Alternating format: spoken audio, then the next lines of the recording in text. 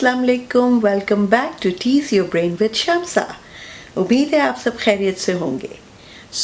आज जो है वो टॉपिक है जिसकी हर एक को कभी ना कभी ज़रूरत पड़ती है, चाहे वो न्यू टीचर्स हों, चाहे वो एग्जिस्टिंग टीचर्स हों, एक्सपीरियंस टीचर्स हों, क्योंकि हम हमेशा प्रोग्रेसिव अपने करियर की तरफ जाते हैं। कोई अच्छी जगह अगर हमें इससे बेहतर की तलाश होती है कि अब जहाँ काम कर रहे हैं अब हमें कहीं और अपॉर्चुनिटी मिली है, तो फिर हमें किस तरह से वहाँ पर अपना सक्सेसफुल डेमो देना है।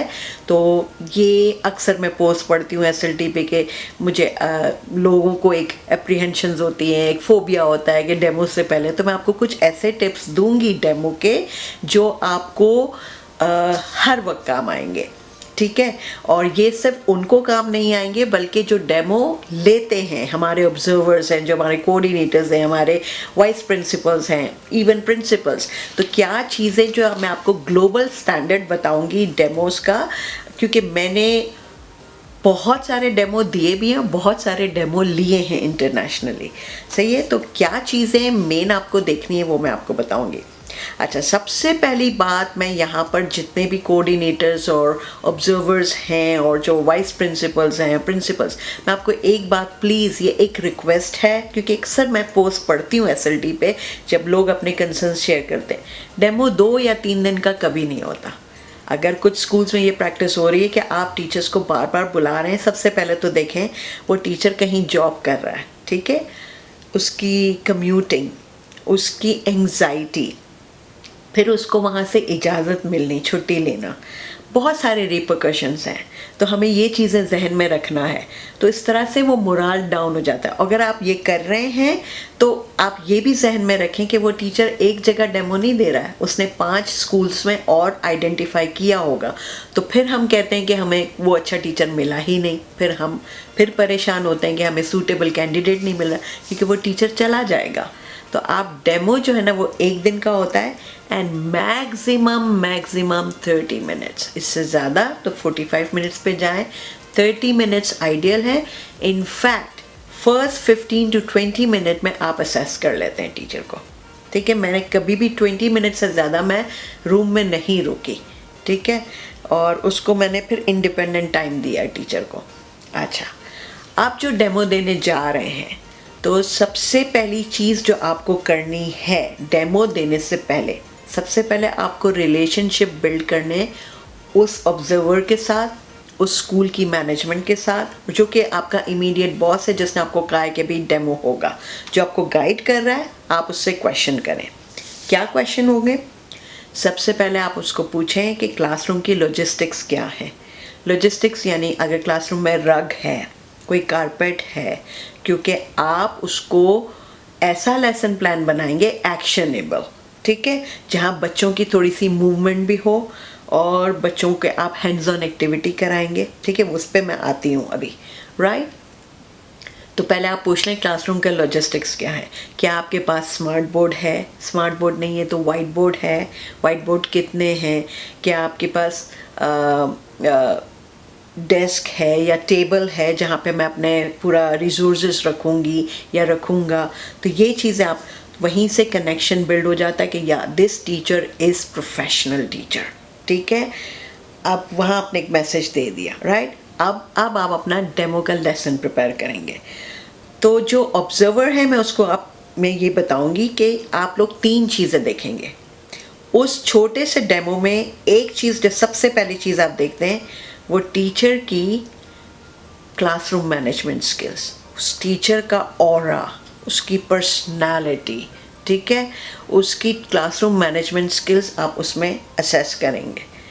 फिर आप देखेंगे उस टीचर का कंटेंट नॉलेज, क्योंकि अगर आपने किसी स्पेसिफिक सब्जेक्ट के लिए टीचर को बुलाया तो उस सब्जेक्ट के अंदर उसकी कितनी महारत है, उसकी स्पेशलिटी है या नहीं है जो CV में लिखी हुई है, ठीक है। उसका कितना कॉन्फिडेंस है उस सब्जेक्ट पर, कमांड कितनी है, ठीक है। Number 1 management skills, classroom management skills. Number 2 content and number 3 creativity. उस टीचर ने क्या कोई नई चीज़ बताई है बच्चे को जो आज बच्चों को सीखने को मिली, और आपको भी सीखने को मिली, कोई नई चीज़, कोई नया आइडिया बताया, ठीक है, और किस तरह से बताया, राइट, वो बच्चों को समझ आया कि नहीं, ये चीज़ें आप बेसिकली असेस करते हैं। Now those who are going for demo, मैं उनको बताऊं, राइट। अच्छा, अब आपके लेसन प्लान की बात आ रही है। आप लेसन प्लान एक्शनेबल बनाएंगे। आप एक्शनेबल इस तरह से बनाएंगे कि आप उसमें लिखेंगे कि मैं ये स्ट्रैटेजी यूज़ करूँगी और ये स्ट्रैटेजी यूज़ करूँगा उस वक्त, और आप लिखें at this point I will use this strategy. अब आपको स्ट्रैटेजी, मैंने आपको वीडियोस दी हुई हैं, मेरे चैनल पर हैं, pre assessment, formative assessment and summative assessment, वो तीनों आप ज़रूर देखें। उसमें मैंने बहुत सारी लर्निंग इंगेजमेंट्स आपको बताई हैं, 3 कॉर्नर स्ट्रैटेजी और 3 to 1 ब्रिज, आप लेसन कैसे स्टार्ट करेंगे। Always the beginning should be catchy. आपको बच्चों का अटेंशन ग्रैब करना है, ठीक है ना, तो आपके लेसन प्लान में वो नज़र आना चाहिए। फिर आपके लेसन प्लान में आपकी स्ट्रेंथ नज़र आनी चाहिए। आपकी एक पर्टिकुलर स्ट्रेंथ होगी आपकी। फॉर एग्जांपल, अगर आप ये क्लेम करते हैं कि you are very fun teacher और मैं बहुत, मेरा सेंस ऑफ ह्यूमर बहुत अच्छा है और मैं फ़न वे में बच्चों को पढ़ाता हूँ या पढ़ाती हूँ, तो वो चीज़ आपके लेसन प्लान में इंक्लूडेड हो, क्योंकि वो ऑब्जर्वर उसी चीज़ से आपको उस लेंस से देखेगा। तो प्लीज़ आप अपनी स्ट्रेंथ लिखें, या लिखें अगर आपकी स्ट्रेंथ है कि मेरा लेसन बहुत क्रिएटिव होता है, तो वो क्रिएटिविटी आपके लेसन प्लान में हो, ताकि वो आपको असेस करे। आप लिखें how it would be creative, ठीक है, ये हो गया। फिर आप बात करें डिफ्रेंशिएशन की, जो कि बहुत से स्कूलों में अभी तक नहीं होता। इंटरनेशनली तो ये एक IB में तो ये एक नॉर्म है, इट्स अ मस्ट। अब तो इंटरनेशनल सारे स्कूल्स में आ गया है, मगर फिर भी हर कोई तो उस चीज़ को कॉन्शियसली क्लास में लेके नहीं चलता। डिफ्रेंशिएशन हियर आई मीन हर बच्चे की अलग नीड है क्लासरूम में, हर बच्चे का लर्निंग स्टाइल अलग है, हर बच्चे की मल्टीपल इंटेलिजेंस अलग है। आपके लेसन में जो स्ट्रैटेजीज आप यूज़ कर रहे हैं और जो एक्टिविटीज़ आप करवाएंगे बच्चों को, उसमें आपको ध्यान रखना है। हर बच्चा तो स्पीकिंग स्किल्स नहीं रखता होगा, कुछ बच्चे होंगे जो बॉडीली स्मार्ट होंगे, तो आप क्लास में कितनी मूवमेंट करा रहे हैं। कुछ बच्चे होंगे जो राइटिंग स्मार्ट होंगे, वर्ड स्मार्ट होंगे, तो आप लिखवा रहे हैं कुछ, ठीक है। कुछ बच्चे होंगे नंबर स्मार्ट, तो आपके लेसन के अंदर कहीं इंटीग्रेशन ऑफ नंबर्स, मैथ आ रहा है, ठीक है, ठीक है। कुछ बच्चे होंगे जो कि मैं बोलूँ कि स्पेशियसली स्मार्ट, लाइक उनको जगह चाहिए होती है, तो आप उनको थोड़ी सी फ्री वो दे रहे हैं, इतनी फ्रीडम कि वो यहाँ बैठकर या यहाँ बैठकर भी काम कर सकते हैं। तो उनकी मल्टीपल इंटेलिजेंसेस को आप देखें और उनकी लर्निंग स्टाइल्स को। ये होता है डिफ्रेंशिएशन, कि मैंने एक लेसन ऐसा कराया जो कि और विजुअल लर्नर्स कुछ हैं विजुअल, तो मैंने टेक्नोलॉजी, अगर टेक्नोलॉजी नहीं है तो बोर्ड कितना यूज़ किया, तो वो देखकर बच्चा समझ रहा है, ठीक है ना। तो ये सारी चीज़ें हर बच्चे ने वही लेसन किया, मगर हर बच्चे की नीड पूरी हुई, ठीक है। तो ये आप अपने लेसन में ज़रूर डालें। That would be the best lesson plan, right, that's the best tip I am giving to you. अच्छा, दूसरी बात ये कि जब आपने ये लेसन प्लान रेडी हो गया, मेक 2-3 कॉपीज़। जब आप एंटर हो रहे हैं स्कूल में, ये कॉपी एक अपने ऑब्जर्वर को दें, एक कॉपी रखें एक्स्ट्रा, हो सकता है वाइस प्रिंसिपल भी आ जाए या प्रिंसिपल आ जाए, उनके भी हाथ में, तो when they are observing you they have that lesson plan, ठीक है ना। वो लेसन, और एक लेसन प्लान आप रख दें अपने डेस्क पर, आप देखें नहीं पलट के, but that should be there, right. और प्लान बी रेडी करें। ज़रूरी नहीं कि जो आपने स्ट्रेटजीज चॉक आउट की हैं, जो आपने एक्टिविटीज़ की हैं, हो सकता है टाइम आपको इजाज़त ना दे, हो सकता है वो क्लास उस तरह रिस्पॉन्ड ना करे जैसे आपने सोचा हो, तो व्हाट्स द प्लान बी, वो भी डालें लेसन प्लान में कि this is my plan B, if this does not work out I am going to do this. तो वो उनको लगेगा कि ये टीचर बहुत ही डिफाइंड और फोकस टीचर है, ही नोज और शी नोज कि मुझे क्या करना है, ही और she is thinking on toes, ठीक है। तो ये लेसन प्लान में ज़रूर डालें और प्लान बी रेडी रखें। फॉर एग्ज़ाम्पल कि मैंने ये सोचा था कि मैं बच्चों को बोर्ड पे बुला के लिखवाऊंगी, एंड इस क्लास में मुझे लगा कि बच्चे थोड़े डरे हुए हैं, शाय हैं और वो नहीं लिख पा रहे हैं। तो in fact in case instead of this what I can do, मेरे पास है ना पोस्ट इट नोट्स रेडी होने चाहिए।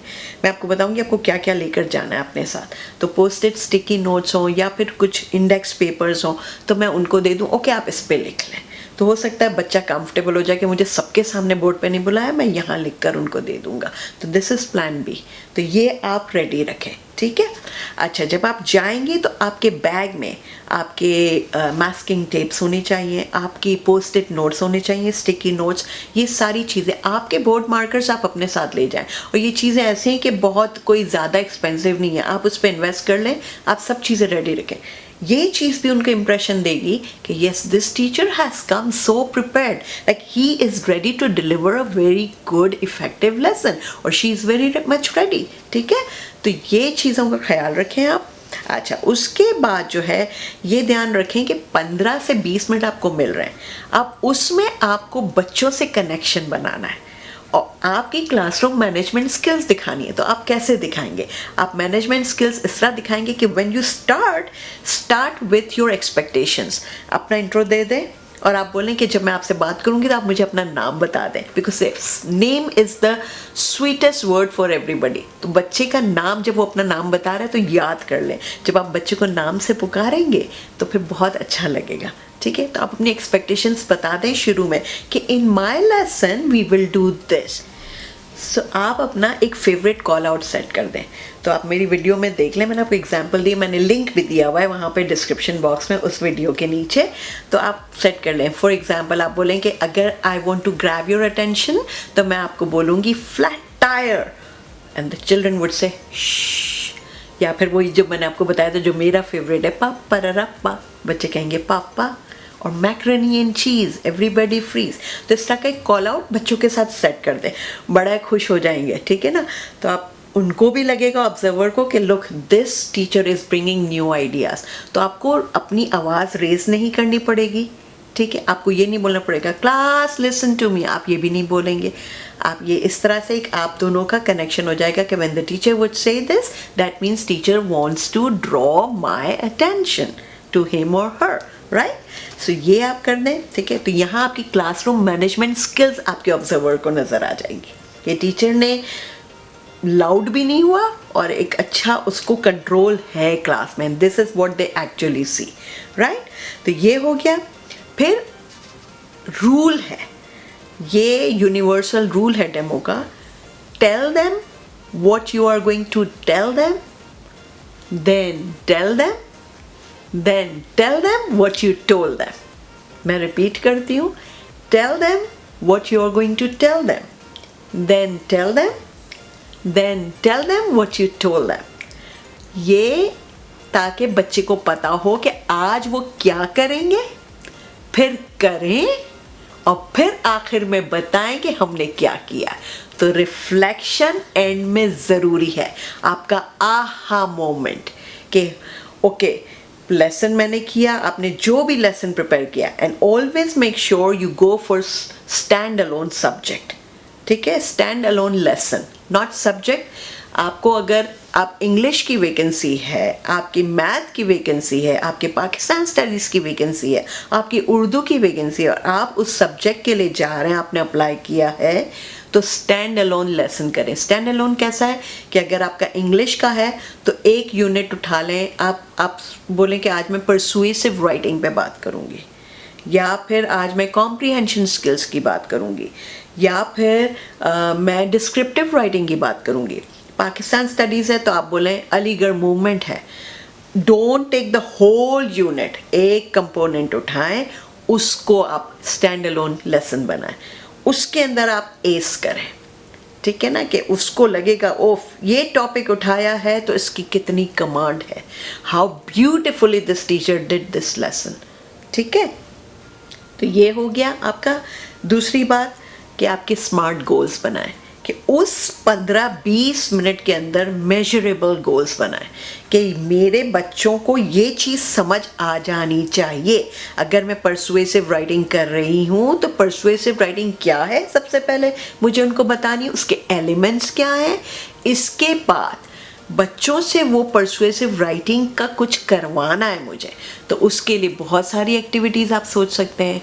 आप रोल प्ले कर सकते हैं कि भाई मैंने एक टॉपिक दिया, how would you persuade your audience to do this, how would you make them agree, ठीक है। या फिर आप ग्रुप्स में डिवाइड कर दें, तो ग्रुप्स में डिवाइड कर दें तो बच्चों की सोशल स्किल्स डेवलप हो जाएंगी, उनकी कम्युनिकेशन स्किल्स डेवलप हो जाएंगी। वो सब आप लेसन प्लान में रखें कि मैं अगर ग्रुप एक्टिविटी करा रही हूँ तो मेरे ऑब्जेक्टिव्स क्या हैं।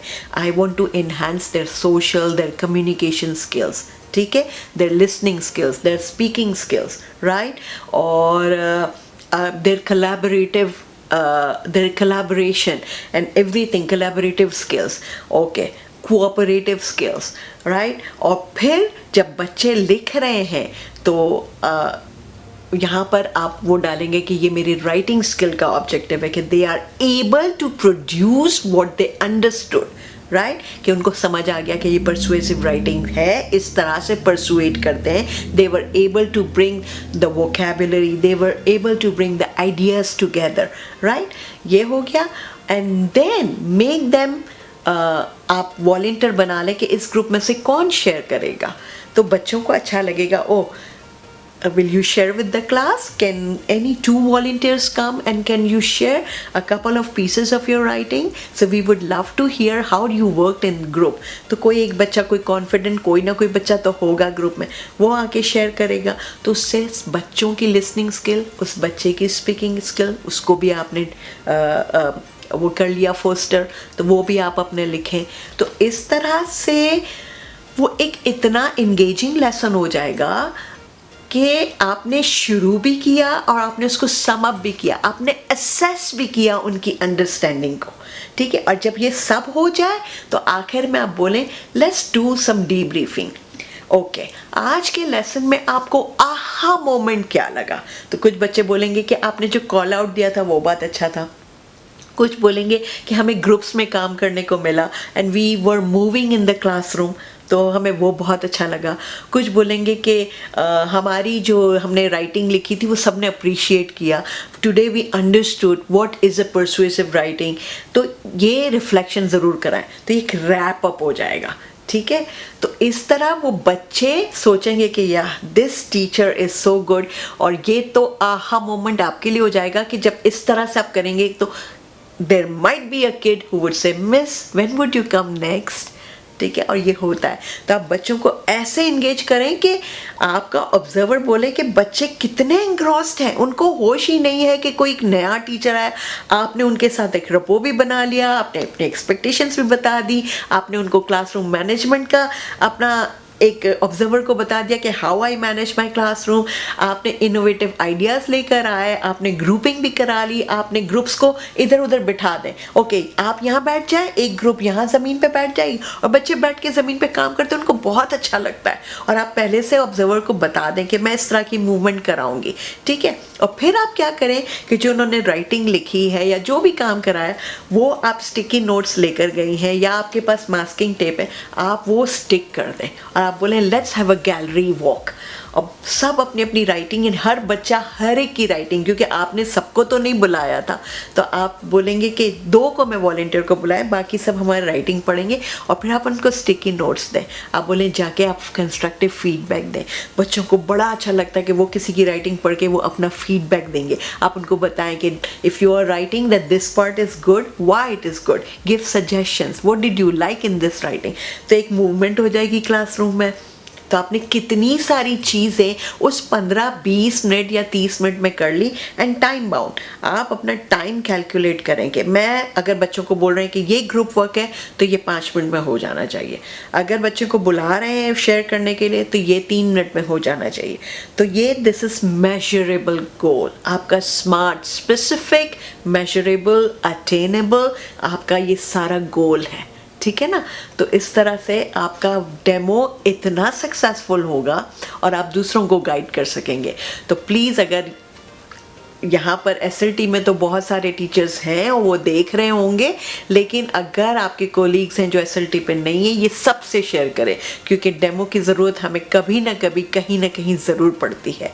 तो आई गेस मैंने आपको आज जो टिप्स दी हैं, आपके लेसन प्लान कैसा होना चाहिए, लेसन प्लान से पहले आप किस तरह ऑब्जर्वर से बात करेंगे, क्या चीज़ें उनसे पूछेंगे, आपके डिफ्रेंशिएशन, आपके टीचर बच्चों के साथ रपो, हर चीज़ मैंने बताई है। अगर कोई क्वेश्चंस हैं स्पेसिफिक, प्लीज़ कमेंट बॉक्स में डालें, मैं आपको और गाइड कर दूंगी। ठीक है, फिर मिलते हैं अगली वीडियो में, जहां मैं आपको बताऊंगी successful interview tips, both for the interviewers and for the interviewee. और ये चीज़ प्लीज़ अपने कोऑर्डिनेटर्स अगर मुझे देख रहे हैं तो प्लीज़ आप लोग भी जहन में रखें कि एक्चुअल डेमो किस तरह से, क्या चीज़ें हमें टारगेट करनी है, तो आपका काम भी आसान हो जाएगा। सो मिलते हैं जल्दी अगली वीडियो में। अल्लाह हाफिज़, बाय।